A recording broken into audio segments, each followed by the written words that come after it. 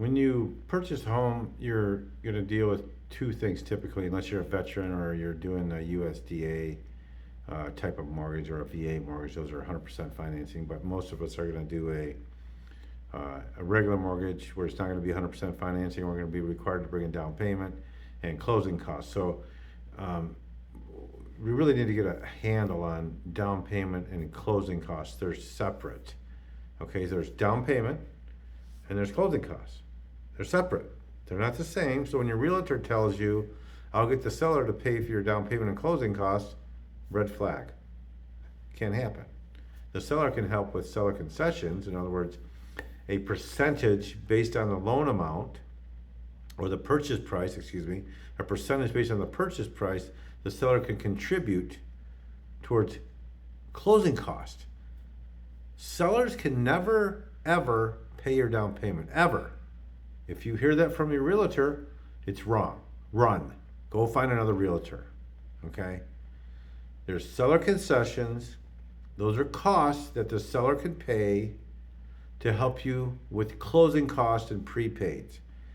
And then there's the down payment. The down payment is the minimum required investment in order to move forward or get approved for the loan. So the least amount of money you can get approved for a loan, down payment is required is on a conventional product is 3%. On an FHA product, Federal Housing Authority, it's 3.5%. So 3 to 3.5% plus the closing costs. So in the case if you're a veteran, and thank you for your service, you're a veteran, you only got to worry about closing costs because they're going to do 100% financing. If you're looking at a USDA rural loan and you qualify, you only need to worry about closing costs because they're going to do 100% financing for you.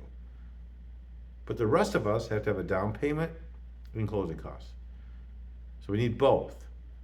You can't pick, you can't choose, you can't say, I just want to pay my closing costs and I want to get into the property. No, it doesn't happen. So either you have a down payment, which you're utilizing yourself or you're getting yourself from your saving account or some type of retirement account, or you're getting a gift from a family member, or something like that where they're going to help you with the down payment, or you're looking at a down payment assistance program. In the case of Michigan, it's called MISHJA, but other states have different programs for down payment assistance.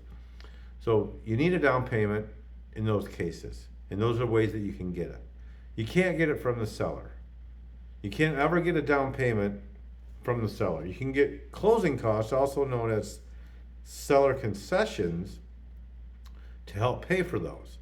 So let's just talk about a $200,000 transaction where I'm doing minimum down payment. I qualify conventional. I need $6,000 at 3% down. So $200,000. I'm qualifying at 3%. I need $6,000 down. And my own money, gift money, down payment assistance, whatever you're going to qualify for, you need that. And then you need closing costs. Okay? I have not closed a loan. I did over 1,000. I have never closed a loan where there's not less than $5,000 to $8,000 in closing costs at the minimum. And sometimes they're higher than that, depending on the escrow set up with, that's your property taxes, your insurance, if you're including that in your payment, depending on what those numbers are and what your homeowner's insurance is. We're looking at anywhere from $5,000 to $12,000 on a $250 purchase price. So that's the reality, folks. It's $8,000 to $10,000 to $12,000 to close your loan in addition to your down payment. So get a handle on that. Talk to a lender. Get a loan estimate. And find out from your realtor when you're buying a house what the compliance or admin fee they're going to charge is. So everybody's going to charge something. The lender's going to charge you something. The title company that's closing the transaction, or attorney, if you're in a state that requires an attorney to close it, is going to charge you something. There's odd days interest. There's recording. You got to prepay a homeowner's insurance policy in advance for a year. If you're setting up escrows, they got to set up those. They got to pre-fund those accounts for future bills that are going to come due. That's not just money that's magically shows up. You got to account for it. So if you're going to purchase a home, understand what you have available. Okay, total. So when your realtor says, hey, you just need 3% down. No. Don't listen to your realtor when it comes to financing. Call a mortgage lender. Call a mortgage broker. Get people that know what they're talking about. Your realtor doesn't know about mortgage financing. Period. They have ideas, they can make suggestions, but if they're telling you that you don't need seller concessions or you don't need a down payment or both, that's an issue. It's a red flag.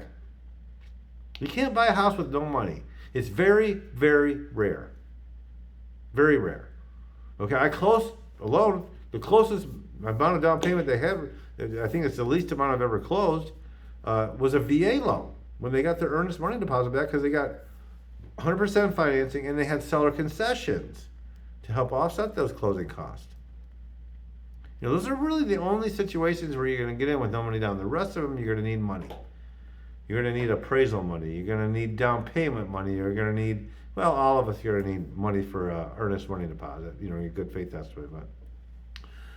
But it's just so much confusion out there about people understanding what is involved when you want to buy a house between the closing cost and the minimum down payment. Don't listen to the realtors when you're out there. Get a lender involved, find out, and then your realtor can guide you based on what you qualify for and what you have or what you don't have.